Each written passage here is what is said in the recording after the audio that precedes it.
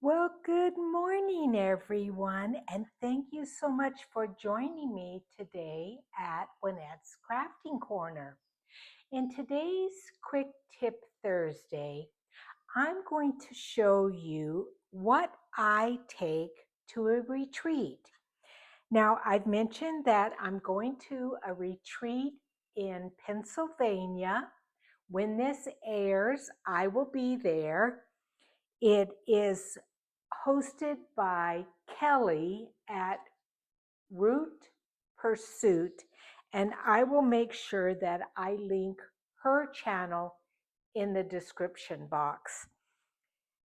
Some of the kits that I'm going to be taking are Medieval Mirages, new kits, fresco fragments, and I like to store my kits in these little, very sturdy zipper bags. The main reason is then I'm very organized. I remember specific kits, and I know, say for instance, if I want an image that I recall is in Jaff's Ode to Jane kit, I can just go right to that bag and pull it out and see if it's there or if I need to reprint it. But let me just show you how beautiful this kit is. Now, I've told you before that Medieval Mirage, her kits run just under $10, but there's something like 55 to 60 pages, and I only printed off some of the kit. I only printed off parts of the kit that I knew would go in a French journal. Now, some of it I printed off on vellum. Isn't that just stunning? Oh, and for me to print on vellum, I have to take my vellum sheet, a temporary adhesive. It's on a runner. What's that called?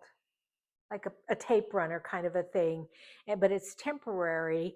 And then I have to attach it to a piece of regular copy paper for it to go through my machine. I may have that one upside down, but I just want to show you how beautiful this kit is. And what I do is when I print it off, I go ahead and print off on the opposite side an image that I think coordinates with it so that when you fold it, it looks good together. Isn't that pretty? Oh, I love that as I look at that. Oh, yes, beautiful kit, Jeff. But I do want to show it to you just because I have the honor of being on Jeff's design team, and I feel her kits are some of the best out there available to us on Etsy. Beautiful. Look at that peacock. But like I said, a lot of this is ones that I thought would go well in a French journal. Just beautiful background pages. Now I think these couple of pages here, they are not from Jaff's kit, but I just put them in the envelope because I thought they would go well in a French journal.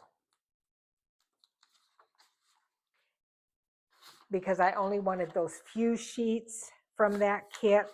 I didn't need the entire kit, just only a couple of those. I want to separate the vellum part because I want that to be up toward the front. In the this little envelope that I have here. And then I want to just real quickly show you the add-on kit. Now I did print that off, a lot of that off, but I don't think I printed the whole thing, but look at that. It's massive.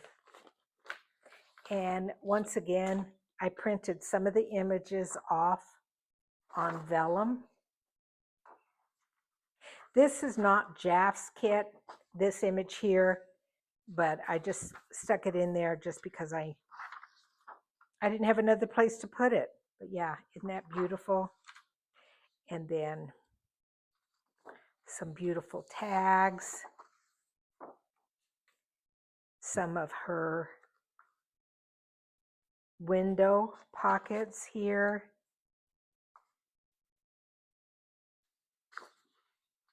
The other thing I do is if I'm going to print off something like this, that's an envelope, I make sure that I print off something on the background so that when I fold up the envelope, when you fold that over, you're going to be able to not have just that white there.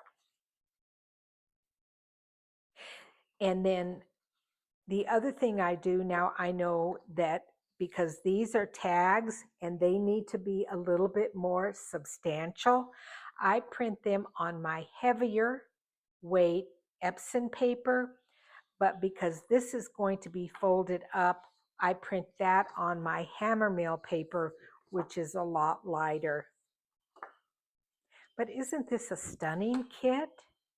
Oh, just beautiful. And it isn't the entire kit. I think she had a couple, oh, I should know this stuff.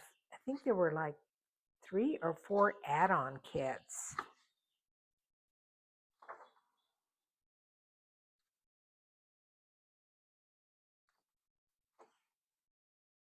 This was fun. So she designed this to where she did these window frame pockets, and I paper clipped them together because then she also designed these file folder images that will slide in the window frame pockets. Wasn't that clever?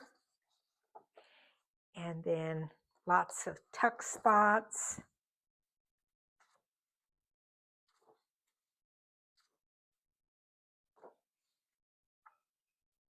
I love those peacocks. Oh, and the other thing, and I have to find where that is, because there was a lot of small embellishments that I have already cut out using my brother's scan and cut. I have to look and see where those are. Excuse me, I have to write myself a note. Yeah, I have to write myself a note because I'm not sure where those are at. But anyway, Jaff did something brilliant this time. I don't remember her doing it before, but she's got a lot of very pretty oval shapes in this kit. And what she did is she did a dark edging around the oval. So my brother Scan and Cut picks those images up really well and cuts them well. So I'm gonna make sure, I probably should message Jaff and say, make sure you do that on all your little embellishments like that, because then that brother Scan and Cut can pick them up very easily. So yes, that is just part of the add-on kit. Sorry for bumping the camera, you guys. So those are 2 of the kits I'm taking. Now I am taking a couple of other kits because they are French influenced. Just lay these here. They're both Rachel's kits. She has one that is French villages, journal pages, kits 1 and 2. I'm taking that. She has a French Chateau kit, these kit 3, 4 background pages, ephemera kits. I'm also bringing her botanical kit, and the reason, even though it's botanical, but again, I printed off some of these on vellum, some of these pages, and I thought they will be gorgeous in a French journal. Even making envelopes out of a lot of those. So that is those kits. I have a couple more, but I'm not sure if I'm going to take them just because of the weight. I have everlasting journals. She's got a lot of French wallpaper, and I'm taking those. And then I also have Medieval's older kit. It's Feminine Finesse, and it had some pretty French images in there. Sharon Hearth has a French menu kit, and one of the things that I do pack is just a few like coffee dyed envelopes, CD holder, library card holder. But look at this. I think I picked that up at a restaurant in Italy. Hey, Rachel, can you find some more of these? These are so cool, because I thought on one of the pages where I use Sharon's French menus, this would be nice with a tag in there. As a matter of fact, I'm just going to slide that in there. And then, of course, I have some, and there, it's in my shop, some from a French cuisine book from the 1800s. So that will be a fun page to make. Then the other thing I pack is I just have one sheet of beeswaxed paper, some lettering. These are in my shop. They're kind of a German script, and then book page. And I only bring a few sheets of each language that I think I will use. We have some Italian here, some Italian script.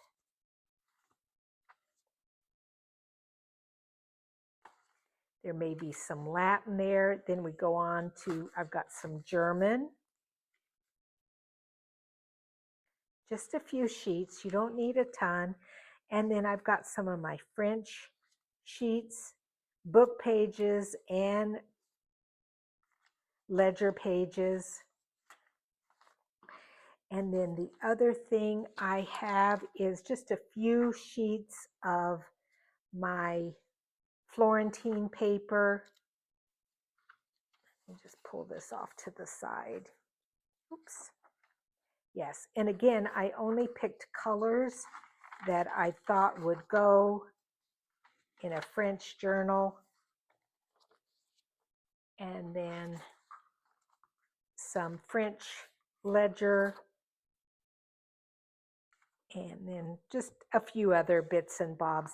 By the way, you guys, I just received a new shipment of Florentine paper that I will be adding into my shop. I ordered 48 new designs. And so when I get back from the retreat, I will be cutting that up. And what I've decided to do is put together some mega packs, because 48 different designs will, I mean, you'll never have to buy Florentine paper ever again. But yeah, it was something like, it was going to come out to be 2,000 pages of Florentine paper that I have to manually cut myself. I mean, I use a rotary cutter, but I tell you, it's back breaking Back-breaking work. Okay, then the other thing I am taking is this little book, and it's just got some of Rachel's stamps in there, just some of her labels, that little book there, and then I have another one, little ephemera holder that I like to bring. And I think I also have these pockets in my description box. They really make for really nice places to hold ephemera. The other thing I always bring is some plastic pockets so that when I start cutting down kits, I'm able to put them in these envelopes, and so I'm able to find things very quickly what I need. For instance, if I want to have a pocket on a page, all the pockets will be in this little envelope. This will be all my window pockets. Tags will go there. Small embellishments here. And I need to find those. I cut them all up with my brother's scan and cut. And I'm not quite sure what I did with them. Envelopes there. I'm going to bring 3 stencils. And then, of course, you're going to always need at a retreat tons of just plain old coffee dyed paper to back your tags. And then I have a few sheets of piano roll paper, some coffee dyed glassine paper, some tracing paper, just different things like that. And then this is all scrap paper. I'm bringing only 2 stamps. They are my favorite stamps. They are Stampin' Up! Stamps. One is called Very Versailles, and then Timeless Treasures is the other one. And then only 1 stamping block. And then, of course, we need our vintage photo, ink pad, and a dauber.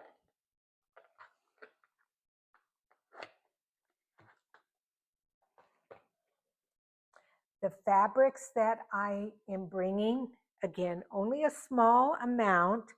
There's a few of Rachel's fabrics here. And just a couple of pieces of a handkerchief that would go pretty on a page, just a little coffee dyed fabric, and then just some small scraps of my Tim Holtz fabric. By the way, you guys, the new color that will be released and sent to me this month will be the color teal. I'm bringing 1 roll of my Italian hemp thread, and I will definitely be sharing that with a lot of the attendees. I have heard that there are going to be 10 of us there. And so at most retreats, people do bring a gift for each attendee. And I have pulled together some of my Italian papers, some of it's rag paper, some of it's onion skin paper. And so it's all Italian. So I have that for each attendee. And then as far as lace and what have you, again, not a ton. This is all of the lace I'm taking. That's it. I think sometimes we have so much in our craft room that it kind of stumps our creativity because it's just too much. I figure if I can't find what I need to put on a tag in this small little box, then there's something wrong.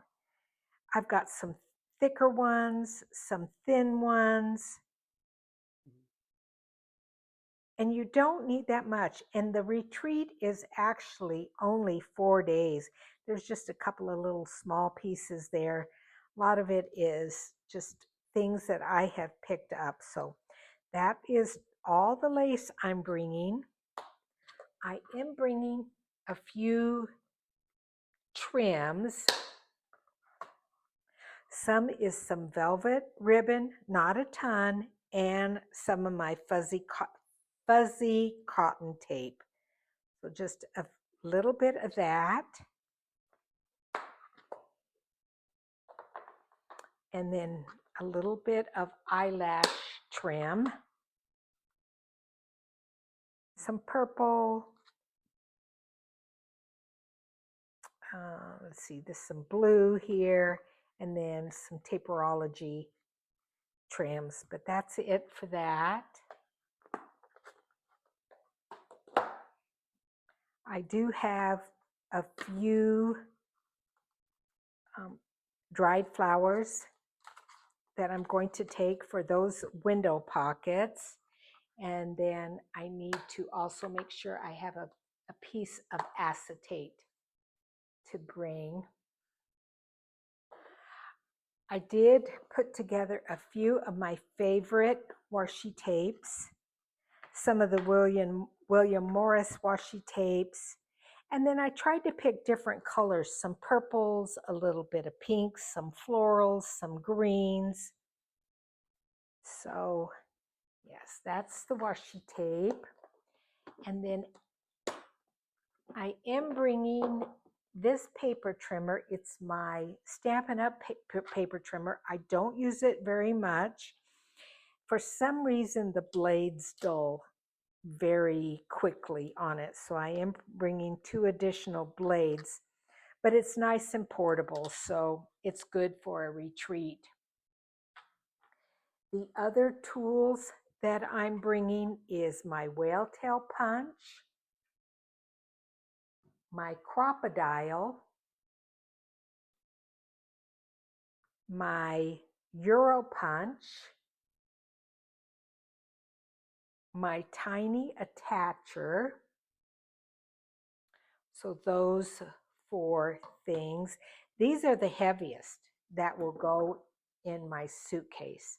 I will bring 1 suitcase, and I pulled out my biggest one, but I may even be able to cut it down to even a smaller suitcase because I'm looking across the table. There isn't much stuff here. 3 pairs of scissors.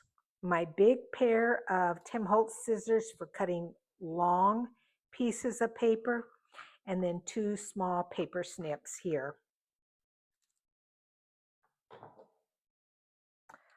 A gold marker, my Copic marker that is called E55. If by chance I fussy cut something and there's white around it, this works well to cover up that white, so you don't have to necessarily always ink, especially if it's some white in the center of something.